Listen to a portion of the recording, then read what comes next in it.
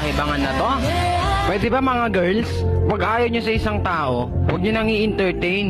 Sabihin nyo na lang agad, para hindi kami umaasa. Hindi yung i-entertain nyo, tapos kapag nahulog sa'yo yung tao, i-ignore mo na. Hindi mo na papansinin. I-go-ghost mo na. Ikakaganda mo ba yan? Pwede naman di ba pag ayaw mo sa isang tao, sabihin mo agad. Hindi yung papaasahin mo pa ng papaasahin. Bakit anong tingin mo sa aming mga lalaki? Hindi nasasaktan? Robot ba kaming mga lalaki?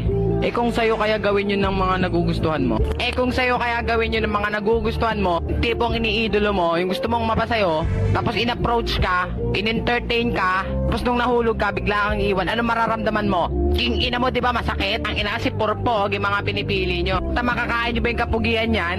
Lalaklakin nyo ba yung mga mukha niyan? Kakainin nyo ba yan? Mabubusog ba kayo dyan? Tapos kapag iniwan kayo, sabihin nyo lahat ng lalaki manloloko, ulul, fuck you! Mali ka lang talaga ng pinili. Tipong gusto mo ng taong matino, sandyan na pala sa paligid mo, di mo ina-approach. Buwa ka ng shit, paano ka makakita ng matino? Kung puro pogi yung hanap mo, inang pogi yan. Dahil malalaklak mo ko ba yung itsura yan? Kakainin mo ba yan? Ano yung pagmamayabang mo sa mga tropa mong girls? Ay, ang pogi ng baby ko. Pogi naman ng asawa ko. Ganyan-ganyan. Tapos pag nabuntis, kaanak, ano yung papalamon sa'yo niyan? Tsura niya?